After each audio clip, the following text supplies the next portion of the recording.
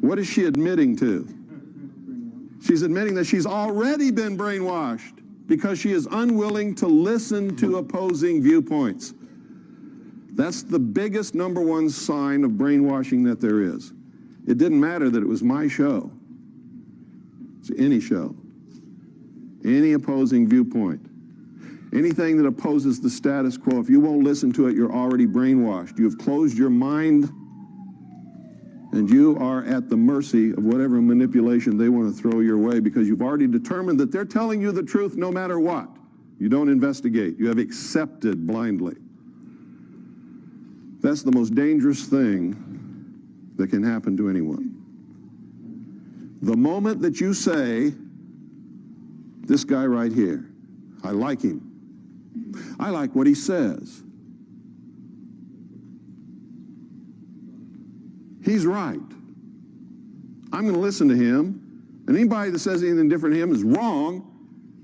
You've just totally destroyed yourself. Because the truth is, he's a human being. I'm a human being. This young lady is a human being. Bill Clinton is a human being. Okay? When you mistake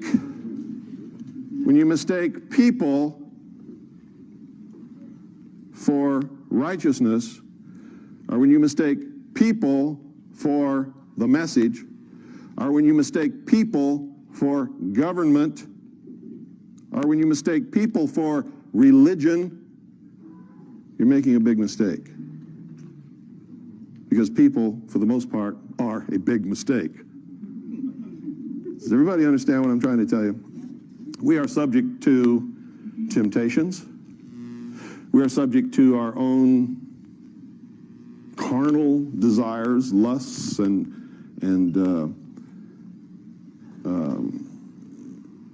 well, I could probably go through a list of about 500 things that can make an average, normal, good-thinking, good-doing person for most of the time, at some point in their life, do something that's absolutely terrible.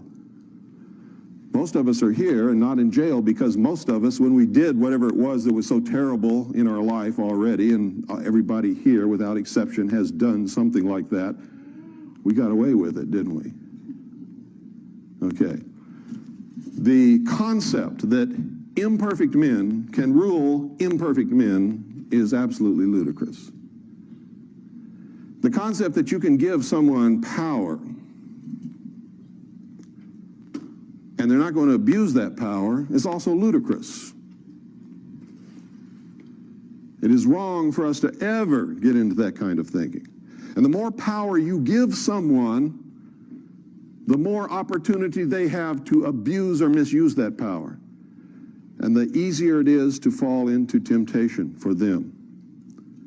Now, I got to tell most of you right now, I don't like Bill Clinton any more than you do, but it's wrong. It is absolutely wrong of us to judge Bill Clinton. What we can say is we don't want him as president. He shouldn't be running the government, but unless you walked in his shoes, unless you know what temptations he's fallen prey to, or what people have offered him to be and do what he is and what he does, being imperfect humans ourselves, it's not right to do that. If you're a Christian, you know, judge not lest ye be judged, right? So it's wrong for us to do that. It's okay to call him a communist because he is. Okay? It's okay to tell the truth.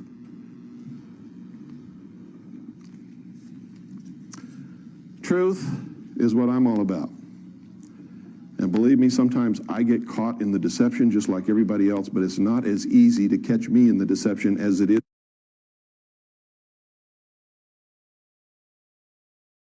to catch most of you. Because I've been caught too many times, and I learn from my mistakes. And I spend 99% of my time searching out the truth where none of you have ever looked. Some of you may have looked in some of the areas and some of the things that I've looked in, but I can guarantee you there's nobody in this room who has looked where I've looked as long as I have looked, as diligently as I have done it. Okay? Now, what I'm going to try to do today is sort of give you some of what I've learned. And you can take it for whatever you think it's worth. I hope that you will take it out of here and use it to search for your own truth. Truth is not always cut and dried. It's not always black and white. You can't get into the concept that, hey, this is right and that is wrong and there is no in between, because that's not true. There are all kinds of in between all the time. And truth is elusive, folks. I have to tell you this. It's elusive at best, and it's hard to find. And the moment you think you know it all, you have lost yourself again. It's one of the major things that I've discovered in my life. Is by the time we reach an age where we understand we need to learn something that we don't really know at all, it's usually in the late 30s or sometime in the 40s. If you've discovered that earlier than that, you are the exception, you are not the norm.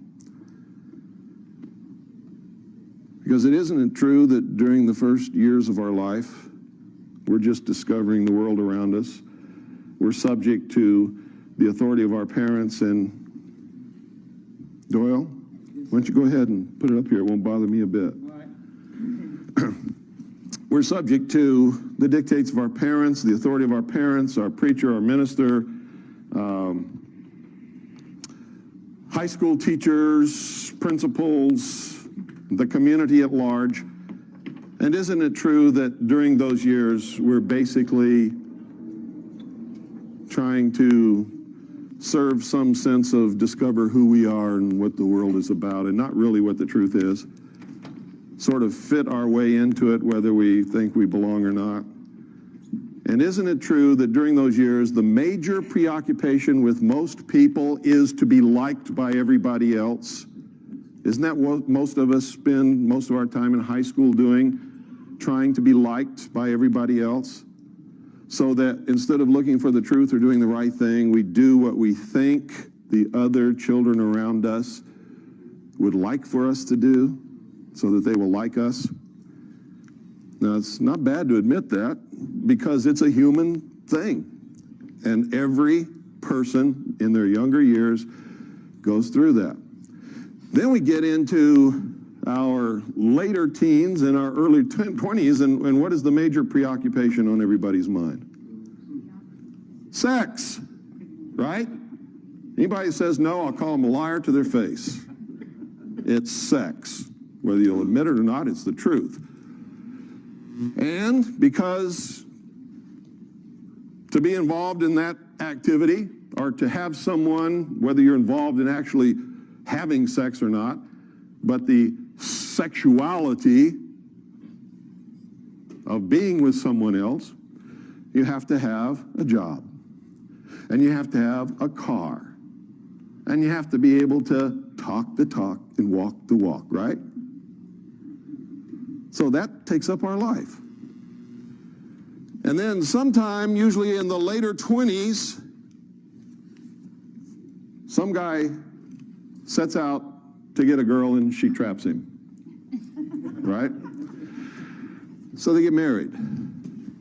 Some people don't, and that's to their great credit, because personally, folks, after having lived my life and being honest with myself, any woman who marries a man before he's the age of 36 is a fool. Because most men aren't ready for that. They're not mature enough, and you're just asking for trouble.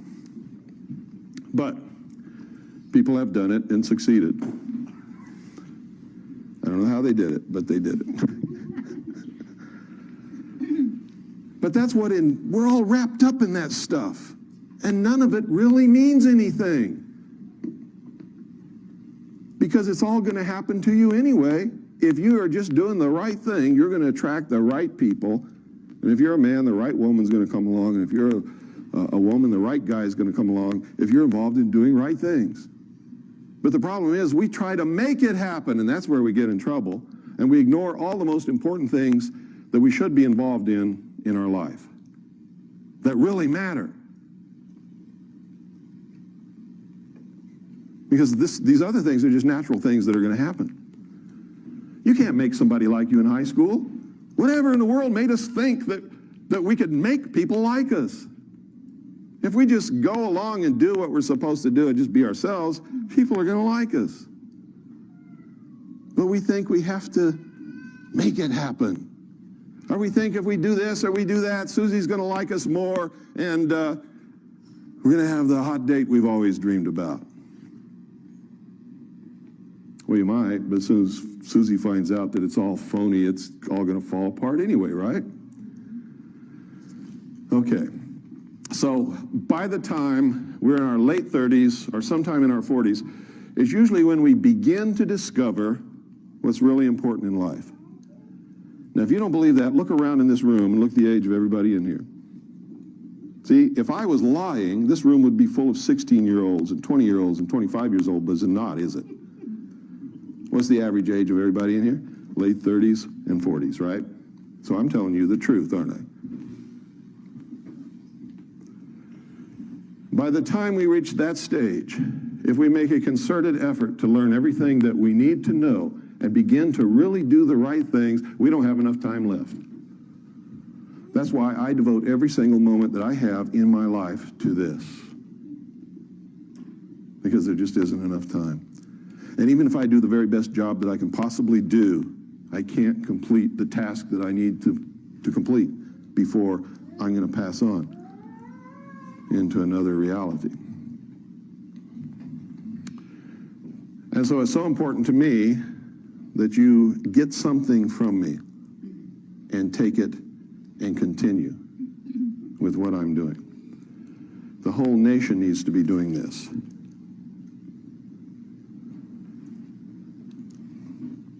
Now I'm going to talk about this country and what it's all about. Some of you are going to disagree with me.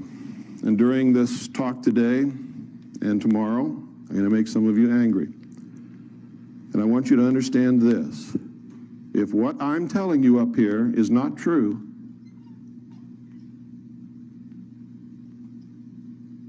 it's not going to bother you.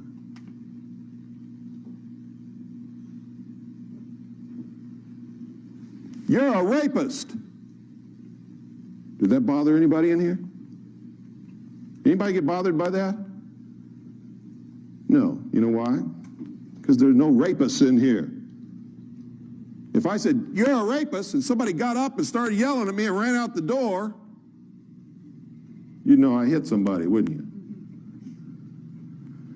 you? Okay. On my radio show, I use the term sheeple a lot. I can always tell when I hit the targets, boy, I get the letters. How dare you call me a sheeple? That person wouldn't have wrote that letter if that person wasn't a sheeple. Because they would have known I wasn't talking about them, right? Only the person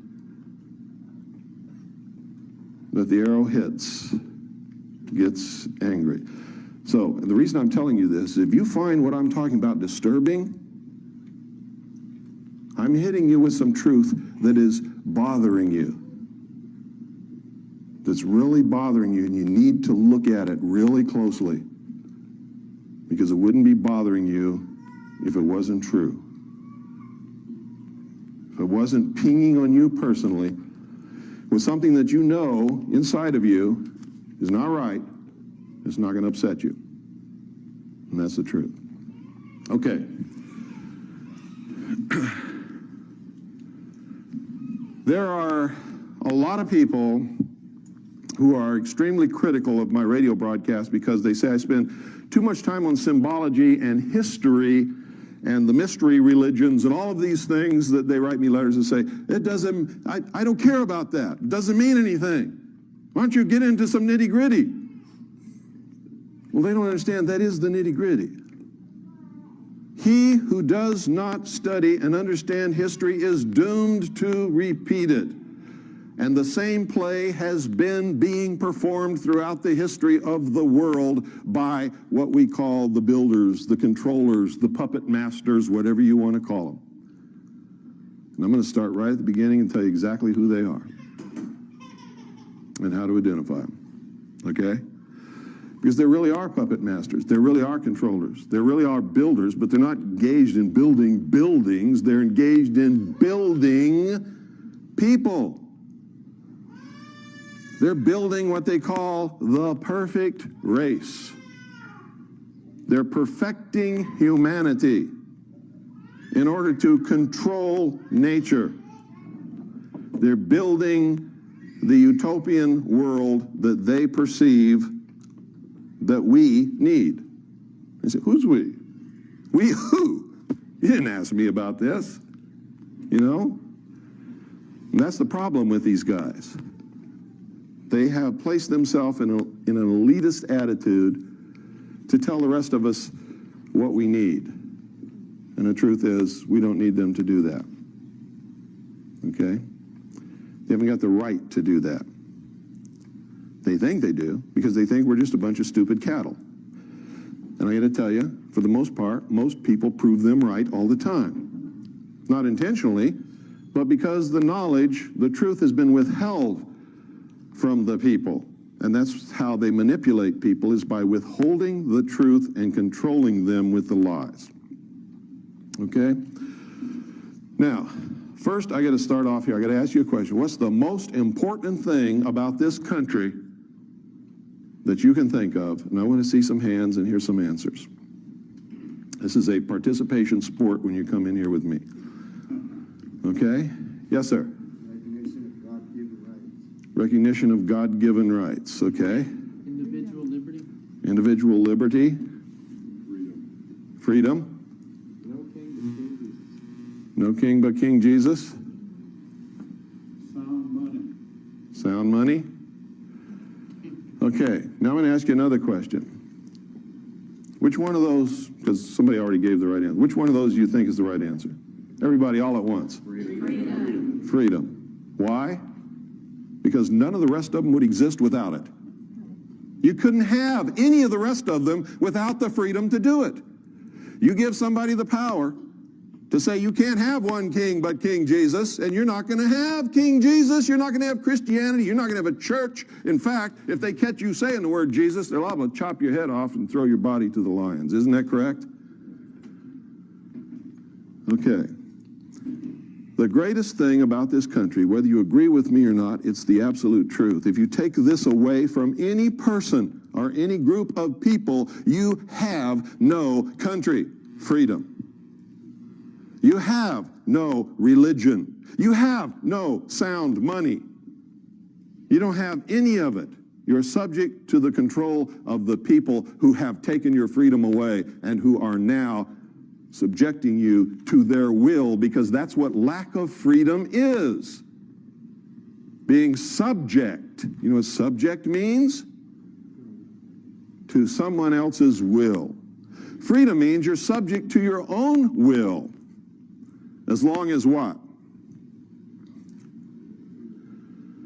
As long as you take responsibility for your actions and you never hurt the person or property of any other human being. Period. If you do, you put yourself at war with someone else. Is that freedom? No. Then you're taking someone else's freedom away. You have become the bad guy when you do that. How many of you have heard of Dave Emery? Talk show host. KGO, San Francisco. Anybody? The other day he called me that famous fascist. Do I sound like a fascist? No. But you see, that's part of the manipulation. Because He has a one-track mind. Pardon? He has a one-track mind. No, he has an agenda, is what he has. One-track mind, the way he thinks. Yeah. He's not really thinking, he's fulfilling an agenda. He has an agenda. He's a socialist. He doesn't want people to listen to me who tell you that freedom is the most important thing in the world, because socialism can't have people walking around saying things like that. Because socialism doesn't give you freedom. They want you to think it does. Aren't they trying to bombard you with the delusion that liberals are for freedom? Liberals are for socialism. Liberals started out being for freedom when there wasn't any. Being for freedom was liberal. Being conservative was for the power of the king. Remember? All of our founding fathers were liberals. Believe it. They were also traitors. So when somebody calls me a traitor because I'm supposedly against the government, it doesn't bother me. I'm in damn good company. But you see, I'm not a traitor. Because what is the government? We are not the government. No, we're not even supposed to be. What is the government? The government is a contract signed by the founding fathers, which is called the Constitution for the United States of America. That is the government. That says what the government can do, what the government cannot do, when it can do it, when it cannot do it, where it can do it, where it cannot do it. Are you parties to that contract? Huh? Nope.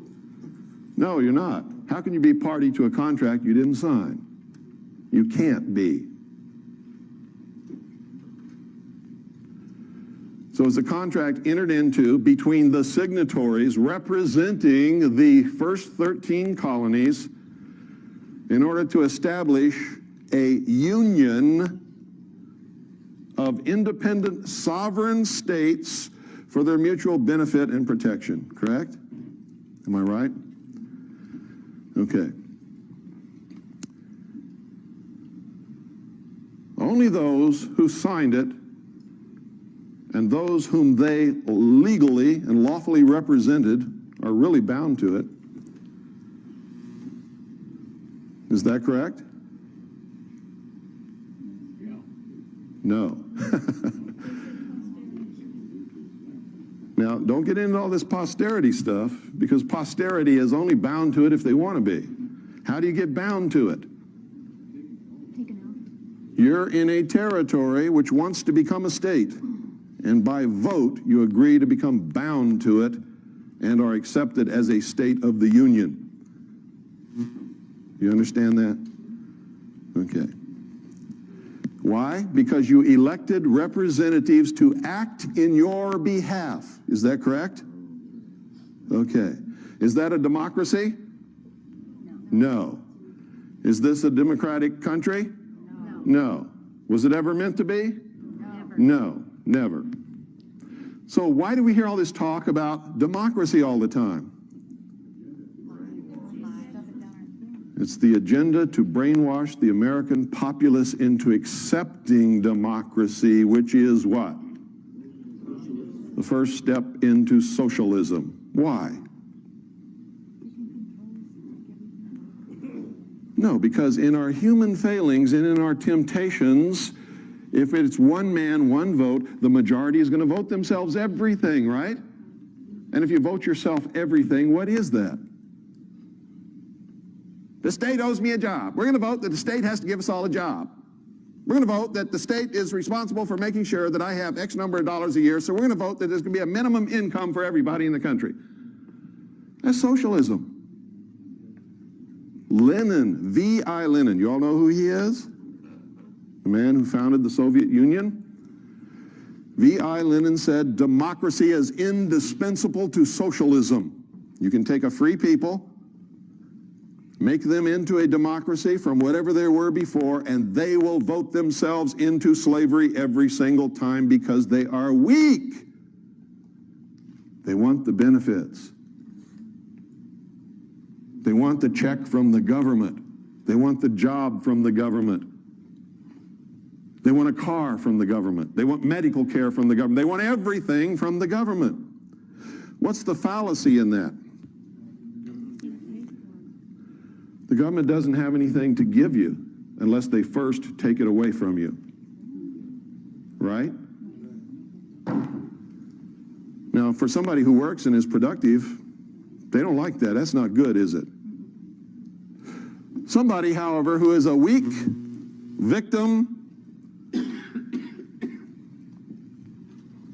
that's great, isn't it? Because they don't have to do anything anymore, do they? They can just sit back and be provided for. Have you noticed all across the country right now, they are creating victim classes of people? Why do you think that is? Because victims need care. Once you create a victim that needs care, you have another vote for socialism, don't you? Most of it is a scam. When I grew up as a boy, I lived all over the world. I remember one period of time when I was in junior high. That's 7th and 8th grade. I lived in Midwest City, which is right outside of Oklahoma City. I went to Midwest City Monroney Junior High School, which had just been built. We were the first students in that school. Nobody locked their doors. I never knew a girl that got pregnant. Never, ever, not once. Never knew anybody who was divorced. Never knew anybody whose home was robbed. I had my bicycle tire cut one time by a kid who didn't like me. Big deal. You know, what's that? $3 for a new tire. And of course, I bloodied his nose. We both got whipped by our parents. Him for slitting my bicycle tire, me for bloodying his nose. I didn't care. He didn't care either. We lived in a different world than we live in today. Everybody earned a living. Everybody who wanted to work had a job. I don't care who it was. And the only thing that could hold them back would be the lack of an education, which was available to everybody, except in some extreme rural areas of this country where there really was poverty, lack of education, and inability to get good work because they didn't have that education. Now you see people coming in this country complaining about these things that have no legitimate complaint. Now, don't get me wrong, I'm not pinging on immigrants, because if I lived in a place that was so terrible I couldn't support my family or put a roof over my head or even find a toilet to go to the bathroom, I would be coming across this border just as quick as they are. You can't fault them for that. It's illegal. You can fault the government for allowing it to happen because it's illegal, it's unlawful. And they're always talking about we got to follow the law. Truth is, we only have to follow the law that they think is okay. Why do they want these people coming across our borders? Because these people are helpless. They're without money, they're without a home, they're without a job. What are they? Victims. What do victims bring? Give them the vote and you're going to have socialism. That's why they don't try to stem the flood of immigration. It furthers the agenda of socialism. I feel sorry for those people. They're being used. And their only thought is to find a good place where they can have a good life for themselves and their children. They're being used and abused, and they all become good little Democrats. They all vote socialist, and they all want their handouts from under Uncle Sam. There are some who came into this country many years ago of many different nationalities who have learned the American way, are good Americans, are not immigrants. They are Americans, and they've established and have a sound place in this country. They're part of it.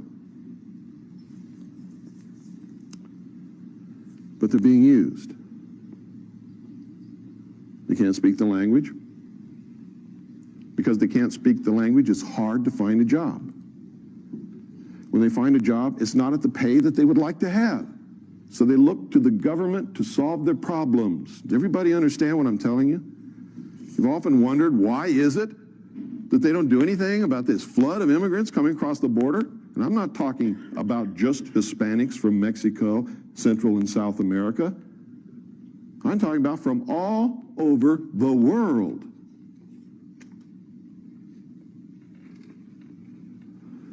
They come here for a better life, not realizing that in coming here and being manipulated and used as they are, they're going to destroy all of their chances forever having the American dream. They're going to help bring about socialism, which will put them back into slavery again. And that's got to stop. You have to understand the agenda. You have to understand who's bringing it about and why before you can see the manipulations and how people are being used and manipulated to bring it about. How many of you believe that this is a Christian government? How many of you believe that it was founded as a Christian government? I hate to tell you this, but you're wrong. This country was built by Christians because that's the majority of the people who originally came here. And a lot of the things that they believed in is reflected in our laws and in our traditions and in our government. But the government was never meant to be Christian. Have you ever seen the government in church? Have you? Does the government go to church? No. Does the government pray? No. What is the government? It's the Constitution for the United States of America, the Bill of Rights, and the amendments lawfully made thereto. You see, you're mistaking people for the government. The founders of this country, by and large, were Christian. Many of them weren't Christian, but pretended to be, were deists, and you can find that in their writings. Many of them were members of the secret societies. How many of you believe Thomas Jefferson was a Christian? I'm not afraid. I believed it until I read the truth about Thomas Jefferson and studied his life. Thomas Jefferson hated Christianity. Thomas Jefferson tore up the Bible. Thomas Jefferson wrote his own Bible because he said the God of the universe could not possibly be that terrible God represented in the King James Version of the Bible.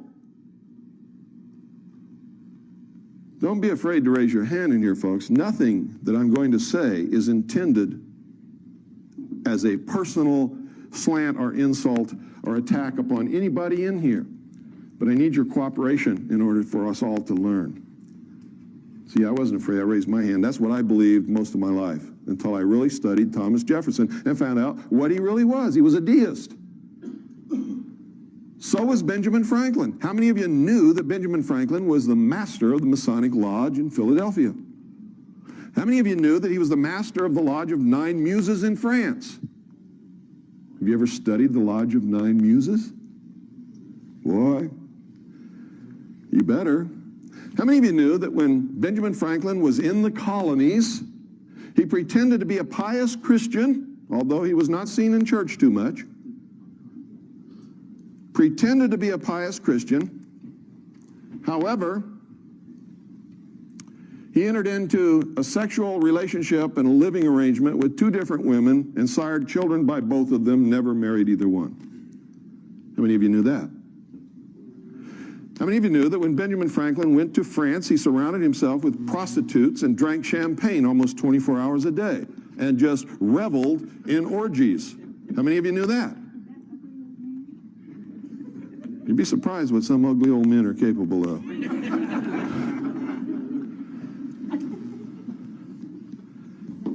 See, these are things you don't know because you were taught something different, and it makes you uncomfortable to hear what I'm telling you, only for the reason that you've been taught something else and you've been reared with it and you've accepted it. It's hard to let go of something that you have learned and accepted that is not true. You don't want to let go of it because then you have to give up your comfort zone.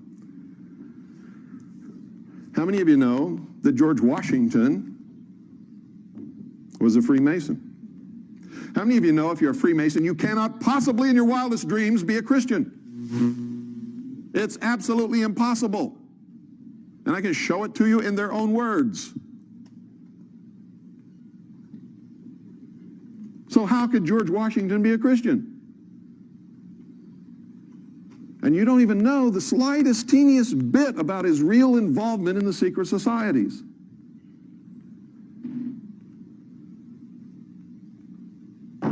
He founded a military order, a secret order of his military officers, the generals and senior officers of the Revolution.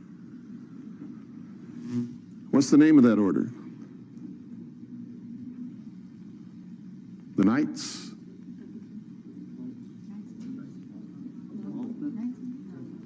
of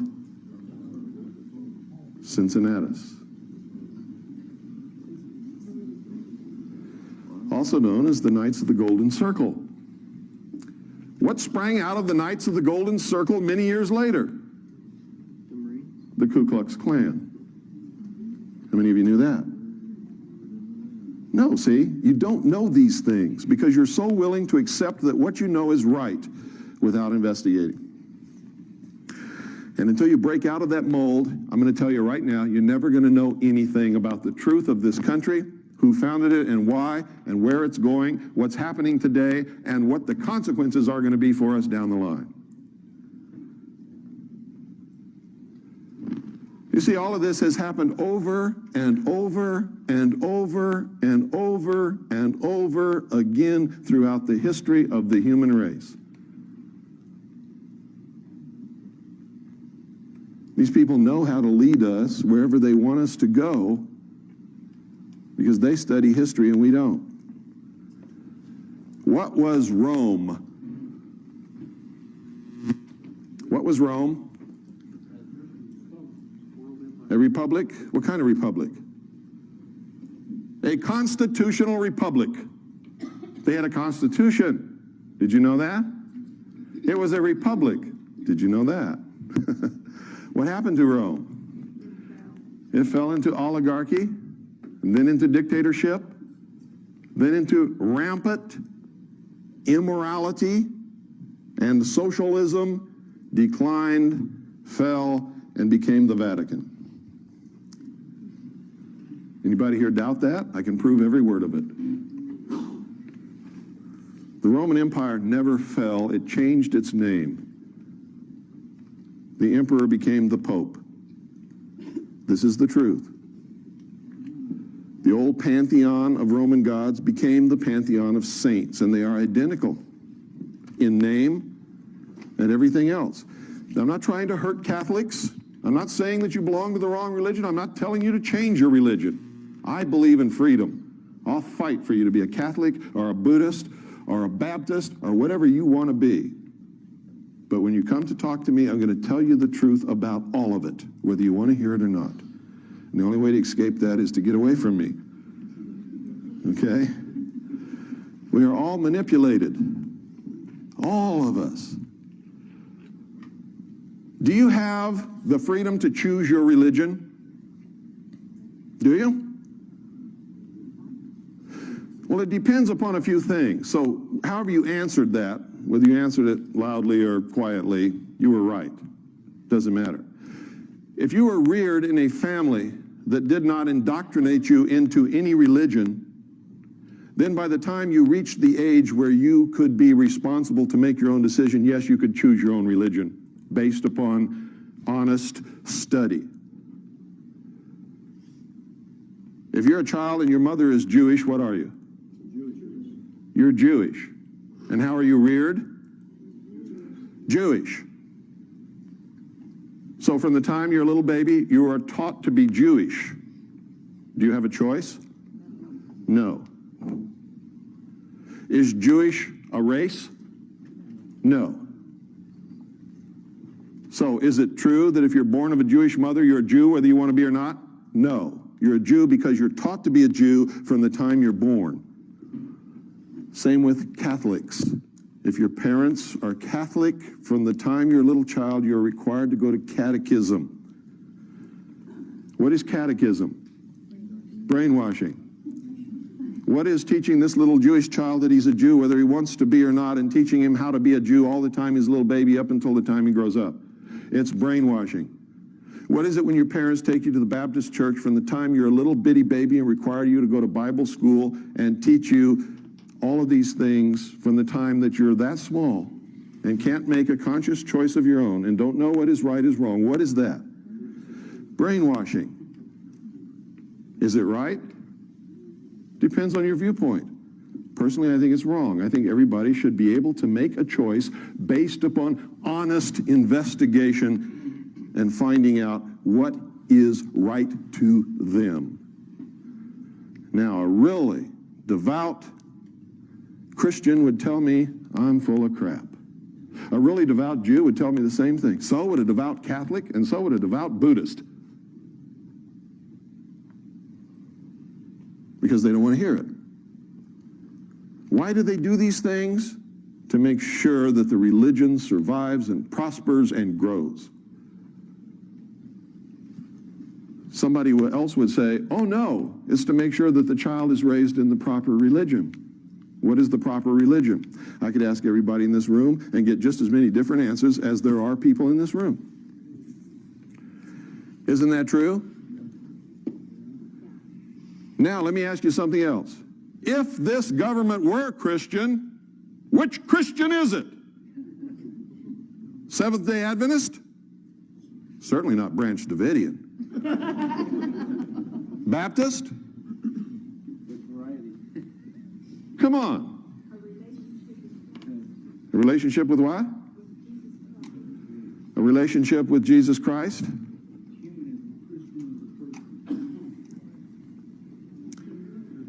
Can you have a country that is Christian and have freedom? No. What if in 100 years the majority of the population changes their religion to Buddhist? Now, what kind of country is it? You can't assign a religion to a country. A country doesn't exist except on paper and in your mind. The religion belongs to the people.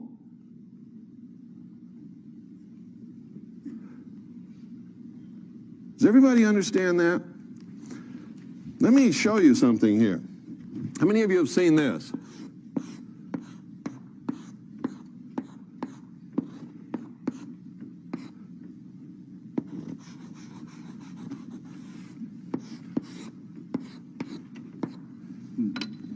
What is that? Where have you seen it? Pardon? On your book. Where have you seen that? Jehovah's Witnesses, that's true. Where else? How many of you watch Pat Robertson?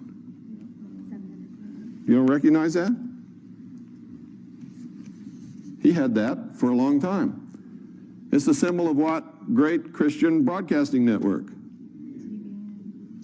Who's on TVN? Huh? What does it mean?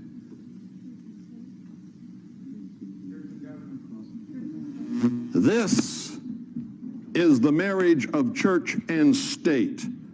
Is that what you want? What happened the last time you had the marriage of church and state? Anybody who disagreed got what? Burned at the cross, placed on the rack, chopped into pieces, tortured, murdered, burned. Now, don't get me wrong, I believe in freedom.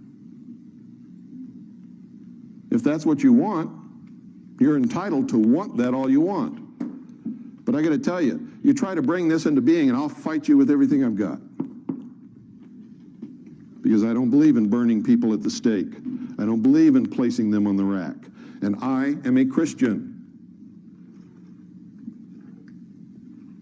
I don't believe in persecuting Jews because they're Jews, because they killed Jesus Christ, because I guarantee you there's not a Jew living on the face of this earth today that even knew Jesus Christ, much less killed him.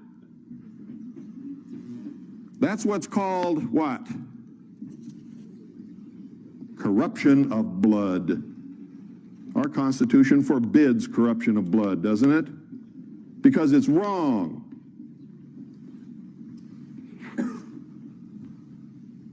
By the same token, I don't like Jews who say, we're the chosen race and the rest of you are a bunch of stupid cattle, and we're going to rule the world someday. You know what I say to them?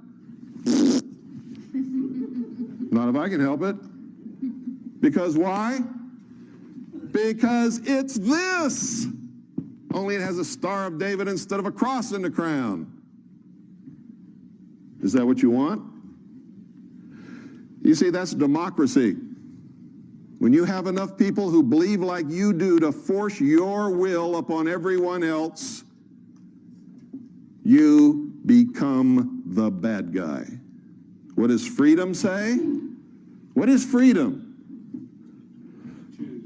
The right to choose. As long as I don't hurt the person or property of any other human being, I can believe what I want, go to whatever church I want, be whatever I want, read whatever book I want, do whatever I wish, and do it abundantly and with prosperity.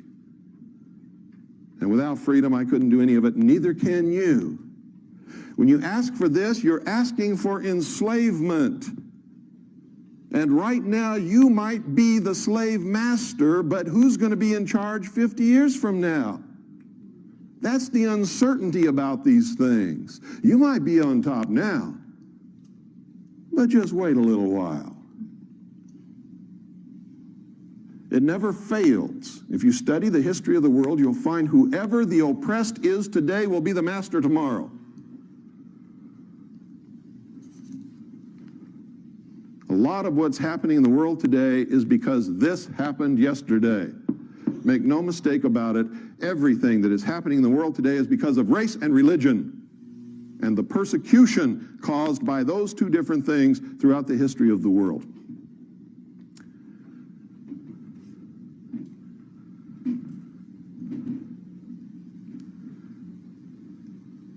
Is everybody up with me? I know that some of you don't agree with me. That's okay. I'm not telling you you have to. But I want you to go out of here thinking about these things and think about what is it that you really want. You want to be free so that you can be what you want to be and worship where you want to worship? Or do you want to cause a situation whereby you're in charge so that you can force your will upon everybody else so that they'll get pissed off enough to overthrow you and do the same thing to you? Because that's exactly what that brings about. Exactly, it's never failed. Study history, you'll see. It's the truth. So, gee, if our founding fathers were deists and they were members of the secret societies, and some of them were masquerading as Christians, and some of them were just flat weren't Christians, weren't masquerading at all, why did they create this country? They came here to create a new world, not a country. How many of you really read what they wrote? They didn't come here to create a country. They came here to create a new world. What did they call it? They called it the New World, didn't they? What else did they call it? The Grand Experiment, the Great Experiment. Remember reading those words?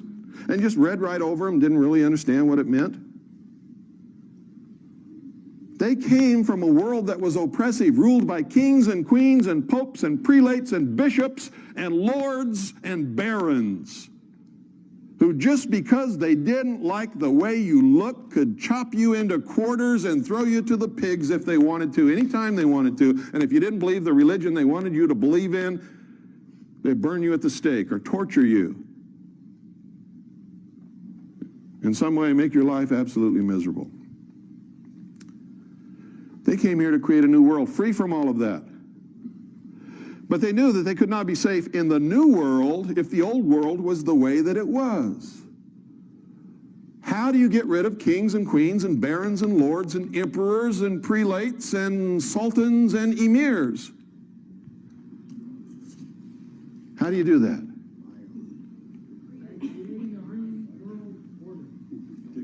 That's exactly right. A new world order. From the beginning, that was the goal, ladies and gentlemen. That's the absolute truth. From the very beginning, that was the goal. What do you think new world means? What do you think it means?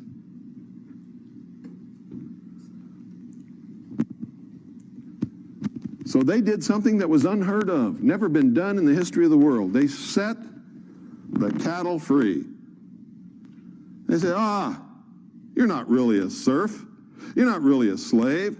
You're not really as dumb as they say you are. You're not really a bunch of cattle. Now you're free men. You got brains. We're even going to write this contract to guarantee your freedom. But we know you won't keep it because you're human. And they wrote about that, didn't they? Didn't they tell us all the ways that we would give it up? Didn't they write about it? Didn't they warn us over and over and over and over again in all of their writings?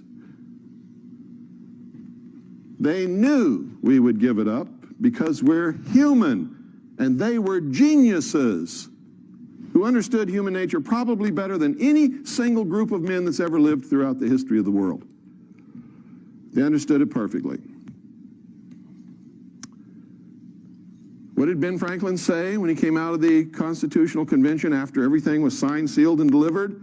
Somebody said, "Hey, Ben, what have ye wrought?" See? A republic, if you can keep it.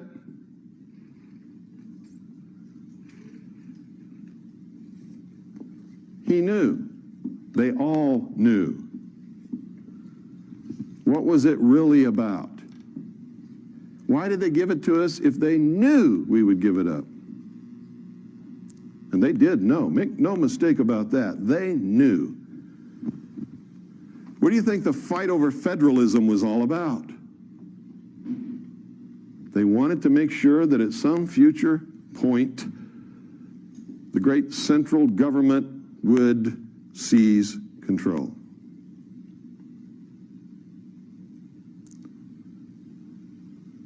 And they even pretended to fight over this.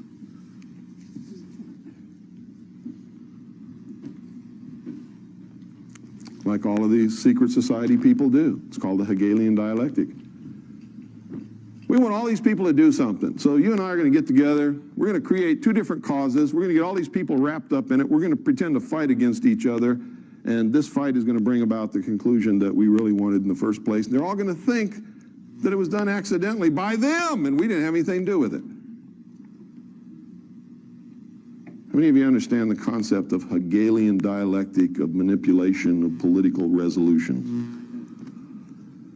If you don't, you'd better read Hegel and you'd better study it, because that's what's happening. That's what the abortion issue is all about. Can government decide the abortion issue? Can you decide it with laws? If you could, everybody would obey the law. There wouldn't be any issue, would there? The Supreme Court has already made the law, haven't they? Thank you. I've been saying that for 20 years. It's the truth. The whole issue is designed to create a conflict which cannot be solved except by some world body. What do you think the ozone holes are about? How many of you understand the ozone holes? How many of you don't? Okay, it's about time somebody explained it to you. Because this is one of the biggest cons going. And what's it designed to do? Create a conflict between people who need to pollute the atmosphere and people who don't want it polluted to prevent the depletion of the ozone layer so that we're all not fried by the sun's rays coming from the great Apollo up there riding across the sky in his chariot. And by the way, if you want confirmation of what I said about the Founding Fathers, if you really believe that they were Christian, go look at the city that they laid out from the air. Look at the symbolism that they built into it. All deist, all Masonic, all Jacobin. It's another word for Jacobin, Illuminist, Illuminati. Go into the Capitol building, stand right in the center of the rotunda and look straight up at the dome where nobody ever looks. And what do you see? You see the apotheosis of George Washington, riding across the heavens in the chariot of Apollo. Who is Apollo? George Washington. He's become God now. And around the perimeter of the Capitol dome, you see all the old gods of the Roman pantheon. They're all there. Zeus, Mercury, Prometheus, all of them. What's that doing on the inside of our Capitol dome if this country is a Christian nation? Can you tell me that? No. And you never will be able to in a million years unless you turn around and admit the truth. The truth is it never was intended to be. The people in government for many years have been Christian. Are they now? Most of the people in our government now are not Christian, and that's part of the problem today. They have no morals, no ethical standards of behavior, and therefore anything goes. They're a pack of pathetic chronic liars, which is the sign of a socialist every single time. Socialism believes in what? The supremacy of the mind of man, not in God. Anytime man has supremacy over everything, everything becomes what? Subjective. Subjective. If you're God, how can you do something wrong? And that's the whole problem with this crowd now. They don't have anybody to answer to. You see, whether you believe in God or not, the human race must have God. They must have a superior power to which they must answer. If they do not, then everything becomes subjective. And if I want to slice your head in half, by God, there's nothing wrong with me doing it because I'm God. You understand that?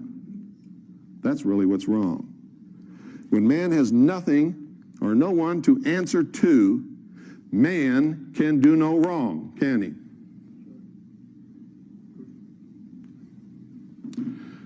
Okay, here's the problem with the ozone hole thing. How many of you have noticed that every time they show a picture of an ozone hole, it's always over or near one of the poles? How many of you have noticed that? Every time. Because it has to be. It's the only place it occurs, and it's not really a hole at all.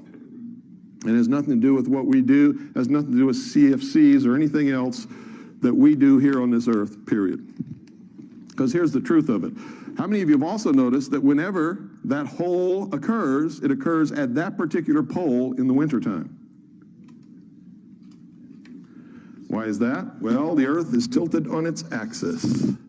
So if this is the North Pole up here, we have the earth right here, and we have old Sol over here giving out his rays. What has to happen to form ozone, folks? Sunlight must interact with gases in the atmosphere. Which gas? Oxygen. When sunlight strikes oxygen in the atmosphere, it causes a chemical reaction which splits O2 into two single O's. So O2 becomes, what is that? Ozone. Each one of these is ozone. But what is it also? It's what's called a free radical. It doesn't like to be in that position. It doesn't like to be unattached. Okay? Some like people I know. Can't be without a mate for 10 seconds. And so they always choose the wrong one, which ensures that they're going to break up and they can't be without a mate for 10 seconds.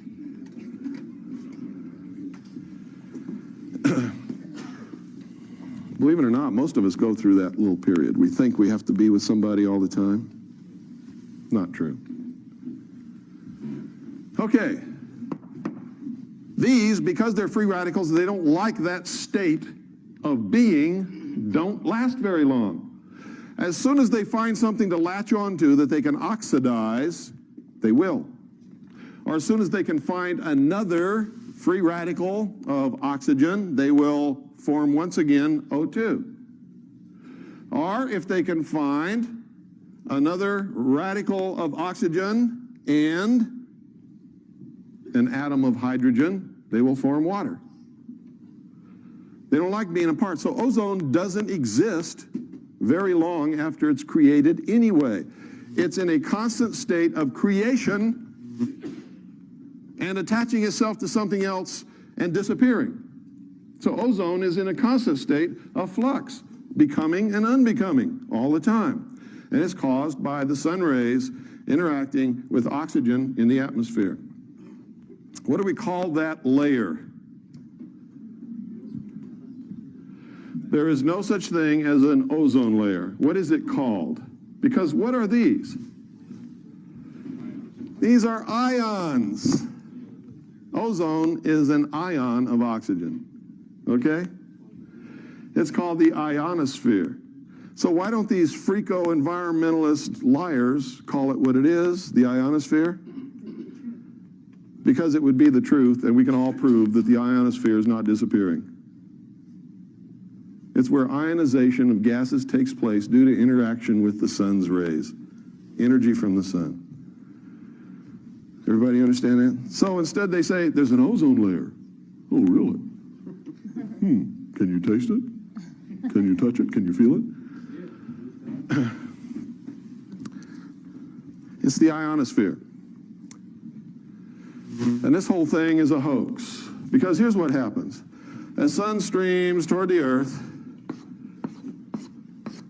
you can see down here at the South Pole where they're having summer, sun's rays are hitting all over the pole, aren't they?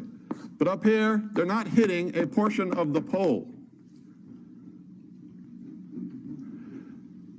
At the pole that is experiencing winter, what do they have there that's unusual about the rest of the Earth? They have 6 months of darkness. There's 6 months when the sun's rays are not hitting that part of the Earth or the Earth's atmosphere. And so there is no interaction between the sun's rays and the oxygen in the atmosphere, and so what is absent? Ozone. Is it a depletion of ozone? No, it's just a place where the chemical reaction does not take place. It is absolutely perfectly normal. And when the Earth moves around to the other side of the sun, and the southern hemisphere is then experiencing winter because the sun is then over here, the hole jumps magically from the North Pole to the South Pole. And all of the CFCs that we are leaking and using on the face of this Earth have magically migrated to one spot over the pole where nobody's leaking anything and depletes all the ozone right there. You see, if this was really true, where would the holes be? Los Angeles, London, Tokyo, there's a biggie. Phoenix, right? Do you know that the state of Arizona is the only state in the whole 50 United States that knows this and has passed a law saying, screw you, we know there's no ozone holes, we'll use CFCs all we want, and we do.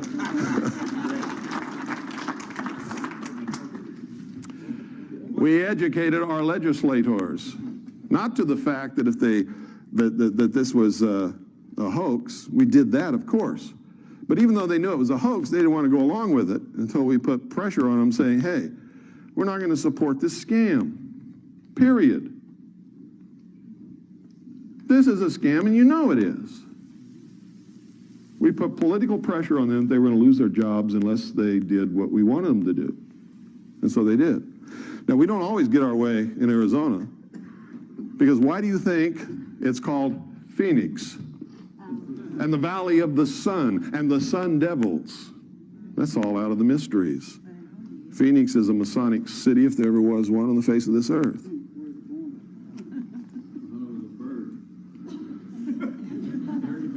No. Phoenix is a symbol. Phoenix is the symbol of resurrection, death and resurrection. Phoenix is the bird that rose up out of the ashes. Yes, sir. Why the hoax? What is the end result of the hoax? What do you have to solve this problem? World government control of the atmosphere. You see, they do it by stages. Give them the atmosphere. What do they want next? The biosphere, maybe? How many of you know about the biosphere?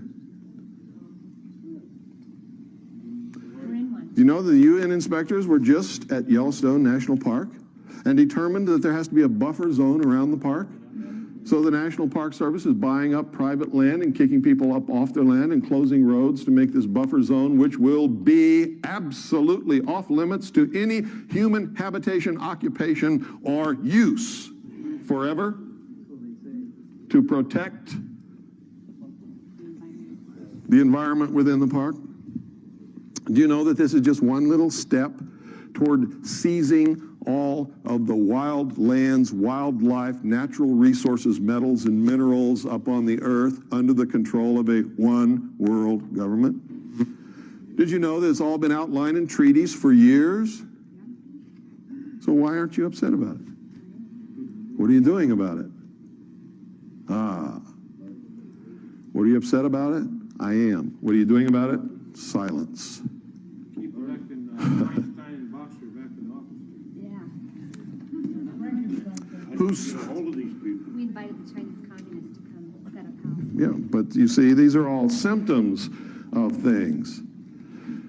It's the symptom that we're being controlled by some very, very smart manipulators who understand how to make us do their bidding, even though we may not want to.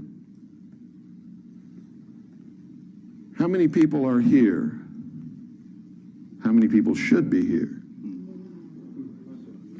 Okay? How many people cares versus how many people don't care? And the degree of care is not whether they really care or not, it's whether they perceive that there's a problem, and that will tell you how effective the masters in control have been in brainwashing the population. They don't perceive that there's a problem. If they did, they would be here, wouldn't they? It has nothing to do with me. It has to do with what we're talking about. You could replace me with anybody who could get up here and do the same thing, and you'd have the same result. Because the perception does not exist that there is a problem amongst the general, what they call masses of population. And by the way, when you hear politicians and talk show hosts and newspaper reporters using the term masses, those are Marxist, socialist speaking Americans. Never use that term.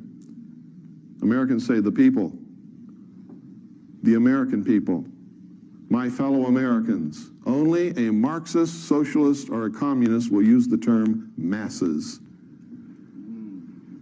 And you're hearing that on talk radio and in the media all across the country all the time, and on television, even Dan Rather uses that term. Dan would rather be read.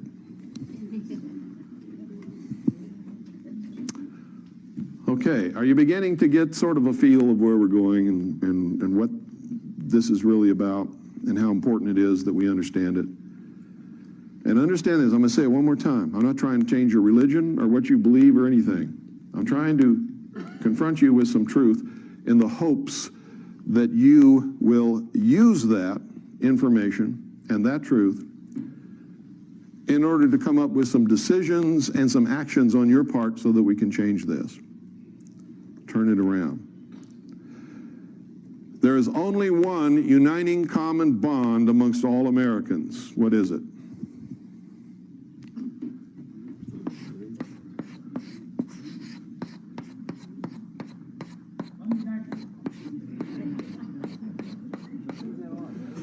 Freedom. If that isn't the most important thing in your life, you're not going to do a thing to help us save this country.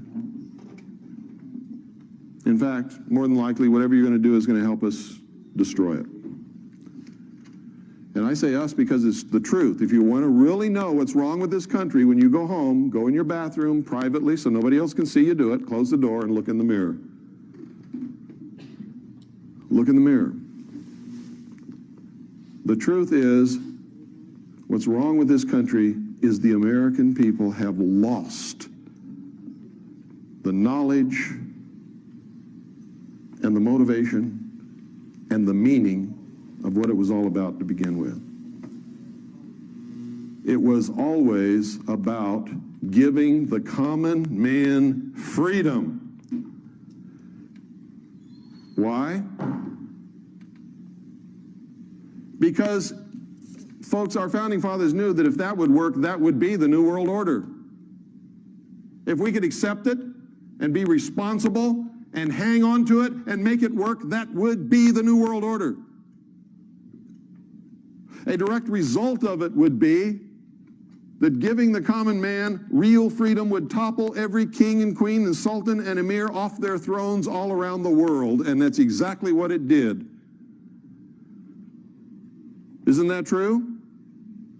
And they knew that they couldn't have any kind of a new world or new world order of any sort unless they got rid of the kings and queens and sultan and emirs and lords and barons.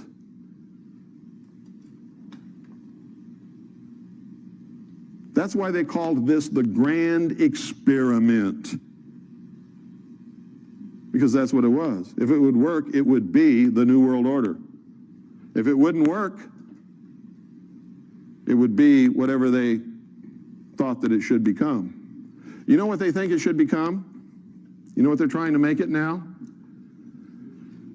A world totalitarian socialist government headed by a, quote, benevolent, unquote, dictatorship. They're going to present you with a Messiah. The whole world will accept this person as a Messiah. You can call him the Antichrist, whatever you want. I don't care. It's going to be the answer to all your problems, worldwide. And the whole world is going to bow down to this person.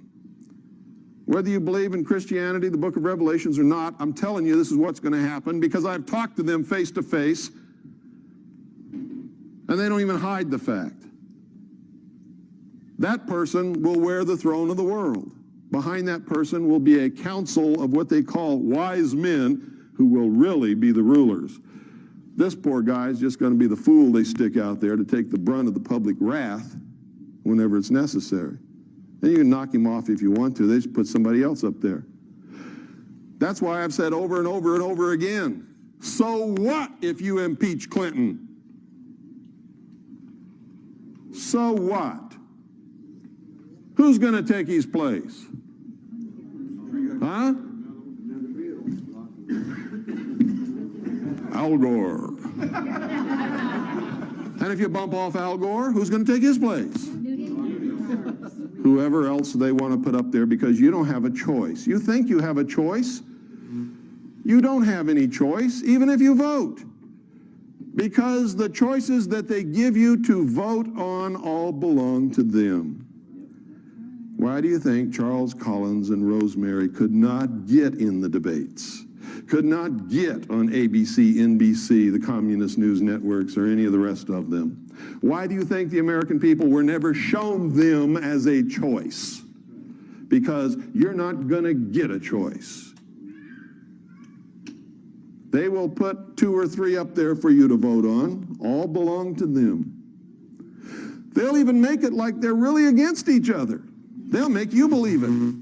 They'll even throw you some trash about one of them, so maybe you won't vote for him thinking the election's fair because that's not a moral person. And then who do you put in the White House? The most immoral person that ever lived on this planet. William Jefferson, Communist Clinton.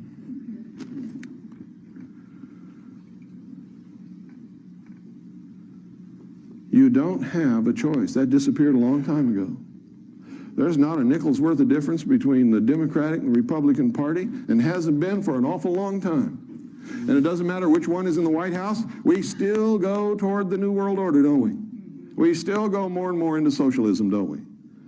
But if they were truly different, that wouldn't happen, would it? So, I guess that, what time is it? Anybody got the time? 2:30. Let's take a very short break. Let's hold it to 10 minutes because I've got an awful lot to cover, folks. Thank you very much.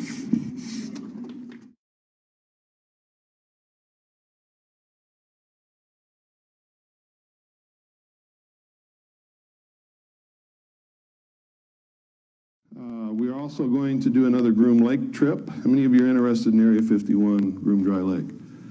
That's going to be almost the entire subject of tomorrow's lecture. We're going to do an awful lot about that tomorrow. It's one of the major manipulations that's going on, is something everybody is curious about. It involves tremendous technology and a lot of mystery, and it's extremely interesting. So, pardon? That's going to be in August. Let me see, June, July, August. I think it's the end of August, around the 1st of September. Is that Labor Day? Labor Day. It's going to be over the Labor Day weekend. We'll be going there. Is anybody here who went the last time with us?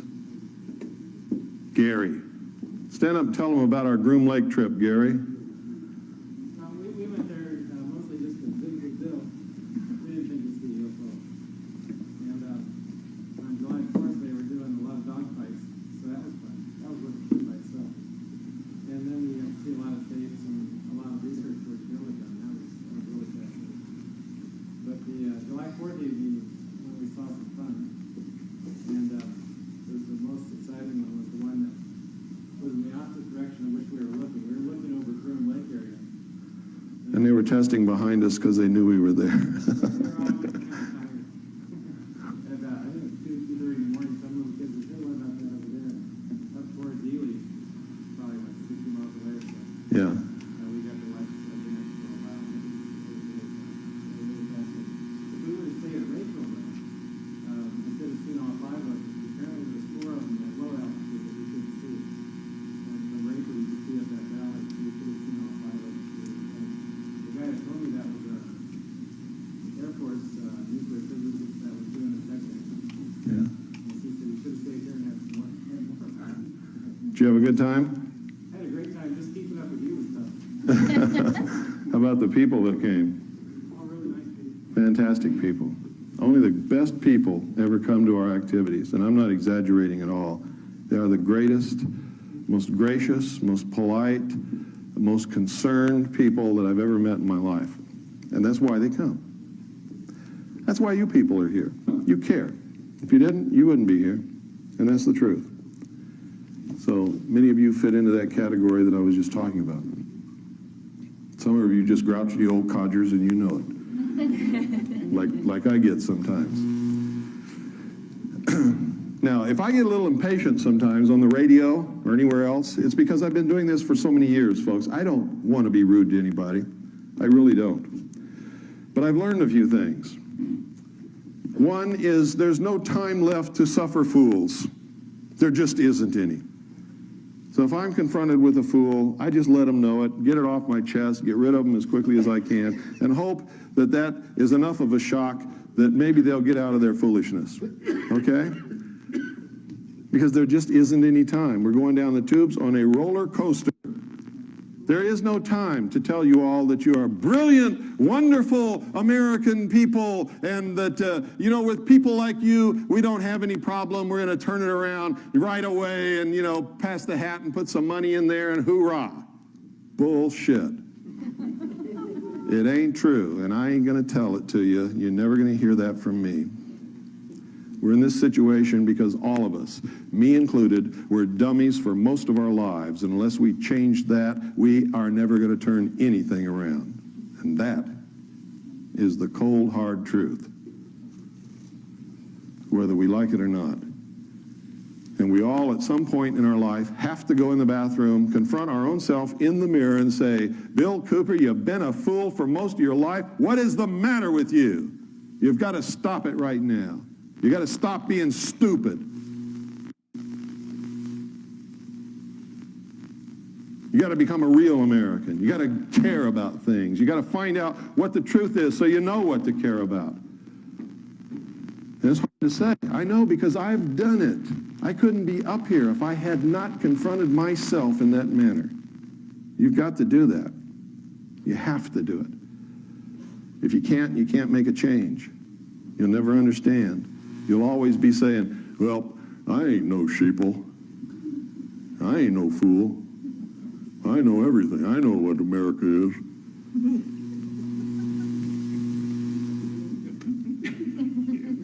Okay, just hope that I'm not around when you say those things. Okay.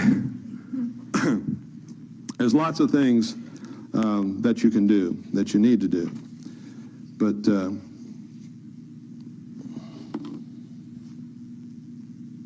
I want to just sort of give you a few things that are recent, so you'll know. And these are not really terribly serious things. Some of them are, but they're just things that you will all understand, and you'll understand them quickly. Listen to this. How many of you know who Alvin Toffler is? How many of you have read his books? What was the first book? Future Shock. Then after that was what? Third wave. No, the third wave came after the second wave. One into one. Yeah, he wrote a whole plethora of books. Now, there's some people you can listen to who are not gurus. God's not whispering in their ear. They don't have a crystal ball. But they are what I call the inner circle. They know what's coming. They're part of it.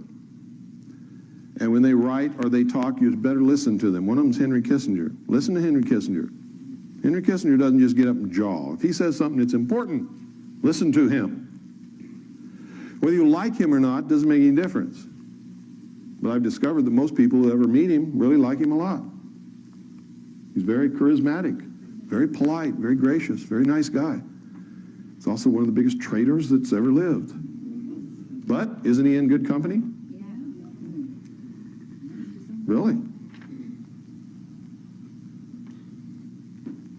Another one is Alvin Toffler. And there's lots more, and I'm not going to go through the whole list. But Alvin Toffler, whatever he writes, is generally going to happen. Another one that you have to read is Foreign Relations. Foreign Relations is published by the Council on Foreign Relations, and you can subscribe to their publication. Whatever they write in there usually happens about 2 years later. Whatever it is. It's almost like magic. If they're not involved in any of this, how come what they write about always happens? Almost everybody in government belongs to the Council on Foreign Relations and the Trilateral Commission, or both. Toffler admits to having been a Marxist in the third wave. He wrote it on page 24.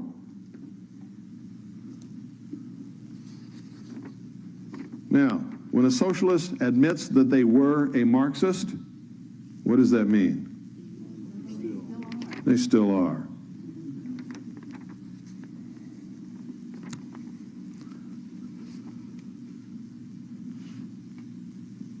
Toffler says in the third wave, it requires governments that are simpler, more effective, yet more democratic than any we know today. What's that a code word for?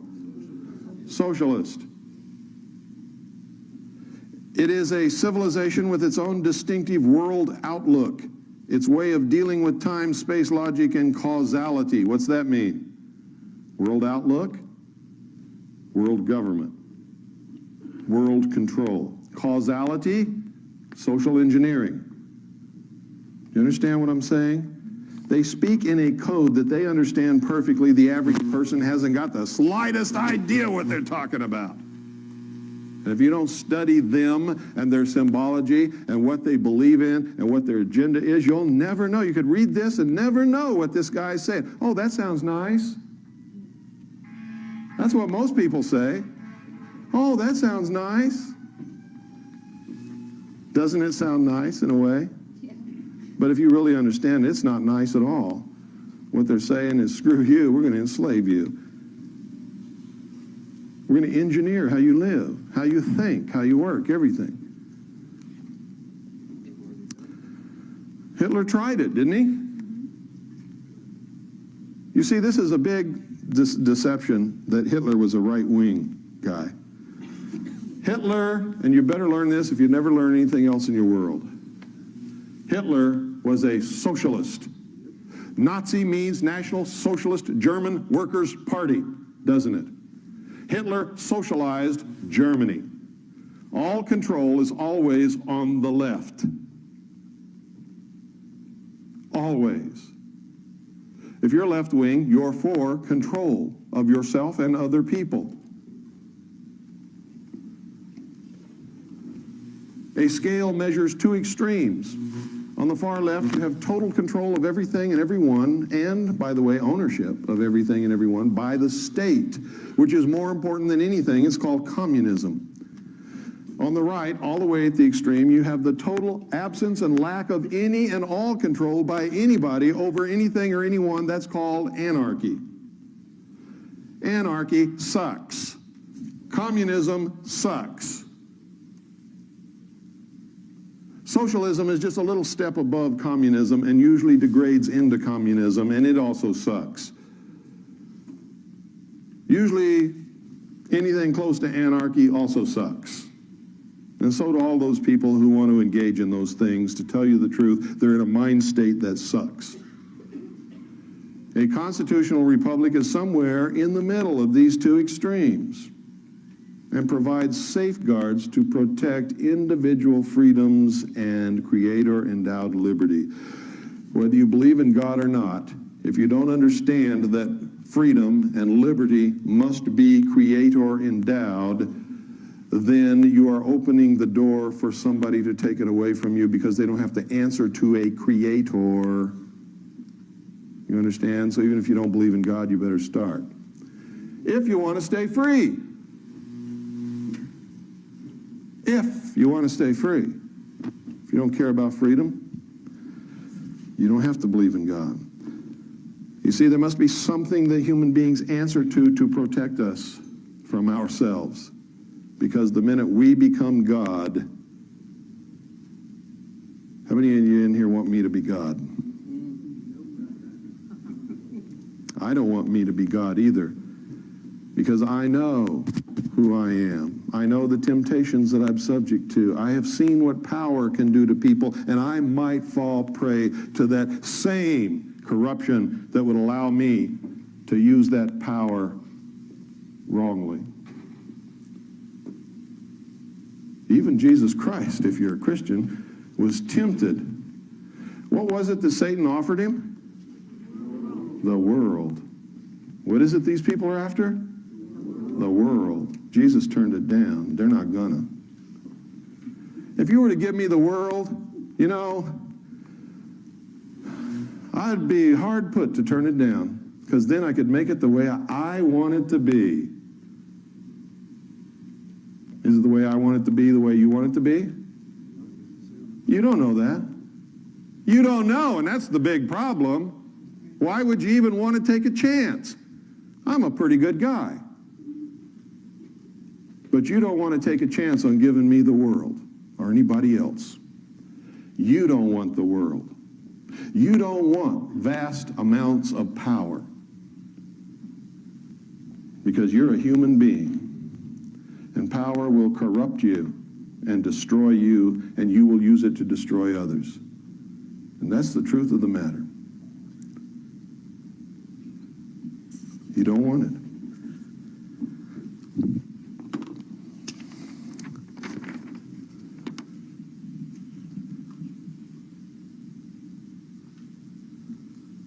Toffler said in The Third Wave on page 6, this book is based on what I call the revolutionary premise. That's Marxist if there ever was a Marxist statement in the whole wide world.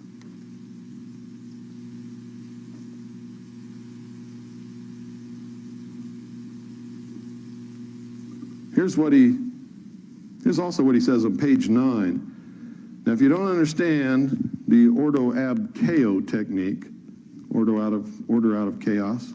By the way, that's the motto of the 32nd degree of Freemasonry. Ordo ab chao. We'll just devolve everything into a state of chaos, and out of that we will bring order to the world the way we want it. And everybody will get down on their knees and thank us for restoring order and security to their lives. And they will be willing to give up anything to us for that favor. Quote, in the United States today, as in many other countries, the collection of second and third waves creates social tensions, dangerous conflicts, and strange new political wave fronts that cut across the usual divisions of class, race, sex, or party. All the old polarizations and coalitions break up. End quote.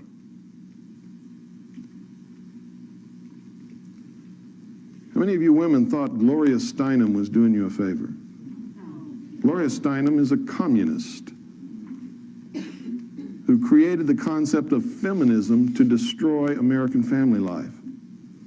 Feminism is not good for you. Being a responsible woman is good for you. Being a good person is good for you. Whether you choose to do it in business or in the home doesn't make any difference to me. And yes, you should get equal pay for equal work. And yes, you should have the vote and all of this other stuff. But feminism is war between women and men. It was created intentionally to destroy the basic unit of freedom in this country, and that's the family.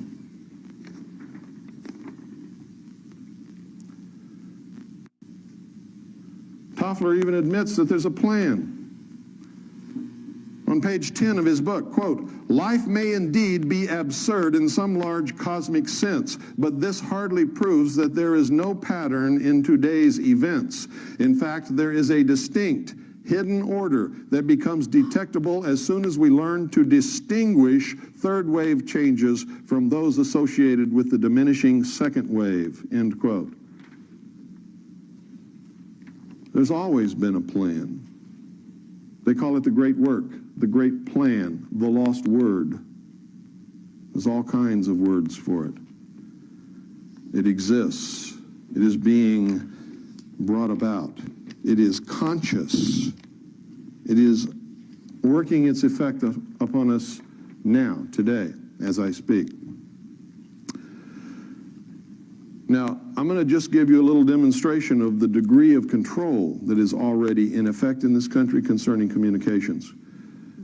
Now, if you're smart, you know that if you turn the dial on your radio and on your TV set and on every news story, it has the same slant in the same words, and it's the same stories. You know that the news and the media are controlled. If you don't, you're not playing with a full deck of cards. Okay? It is absolutely absurd to believe that all these different networks, news stations, newspapers, and radio stations are all owned by different people, yet they all carry the exact same stories every day, worded in the exact same way, with the same agenda and the same slant.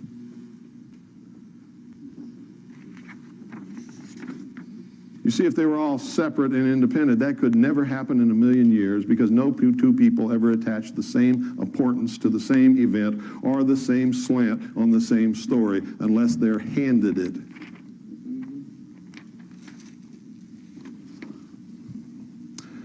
Two federal agencies are looking into a goof that led 4 extra states to get an emergency warning broadcast meant as a test for just one radio station, which caused all radio stations in those 4 states to go off the air. It's automated. They can cause one state to go dark as far as communications are concerned, or 2 states or 3 states, or all 50 with the push of a button. It's called FEMA. Relay points in Florida, Hawaii, Louisiana, and Ohio got the confusing signals. Now both the Federal Emergency Management Agency and the Federal Communications Commission are looking into it to determine the exact cause and to be sure that there wasn't a functional error of the system, said FEMA spokeswoman Barbara Yeagerman. This was no accident, it was a test. To test the system, because they've never done it before, to make sure that they could cause selected radio stations in selected states to go off the air at their push of a button. It's the first time that they've ever made such a test, but they can't tell the public that they can do that anytime they want, anywhere, so they say, oh, it was a mistake. It was a goof. if you wake up some morning and you can't get any radio stations on your radio, you better dig a hole. I wrote about this in my book. I said the day will come when this will happen.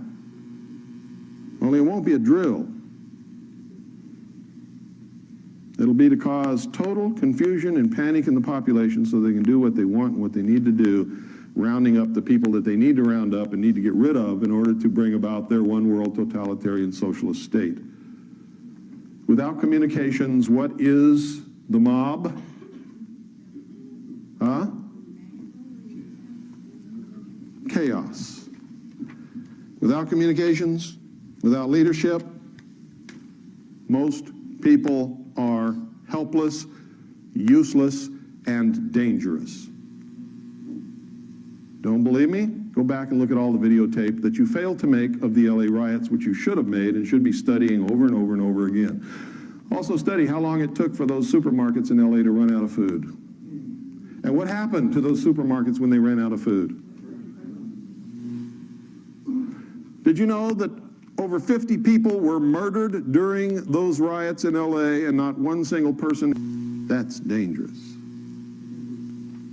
Think it can't happen here? Think again.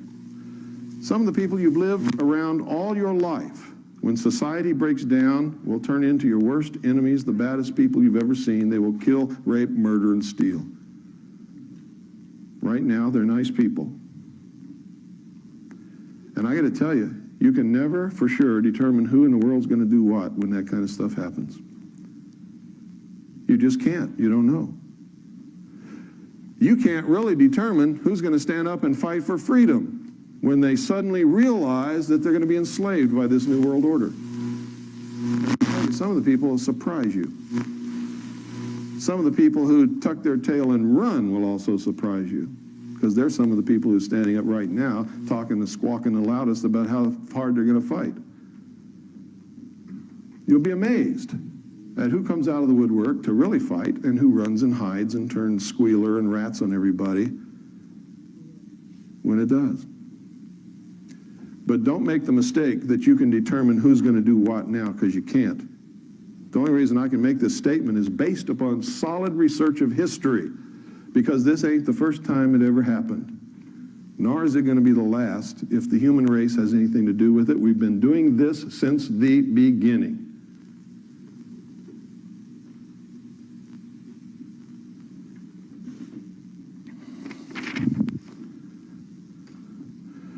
How many of you have heard Hillary Clinton's latest quote? Commenting upon the release of subpoenaed documents, she said this, quote, "I'm not going to have some reporters pawing through our papers. We are the president." End quote.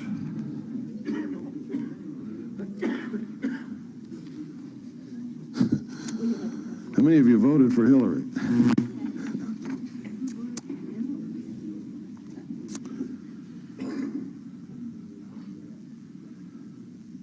At Yellowstone National Park, United Nations delegates who surveyed the area last year called for a buffer zone around the park.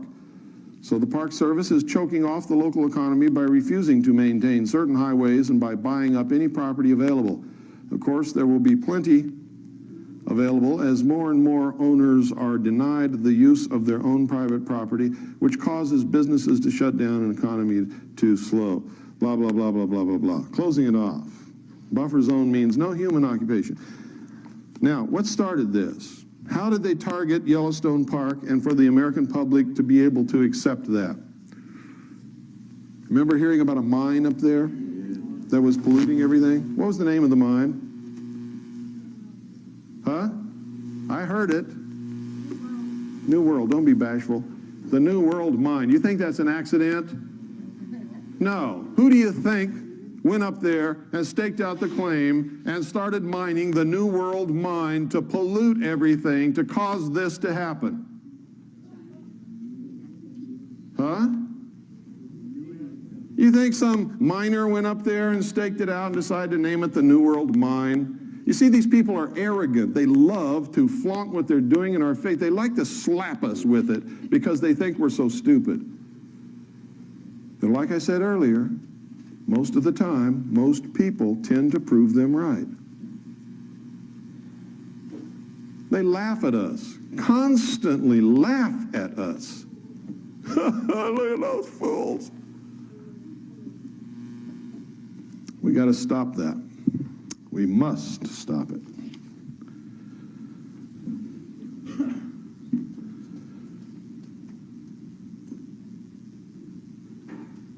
Cleveland radio officials were baffled after a botched test of the government-operated emergency alert system disrupted programming on all local stations, went off the air simultaneously.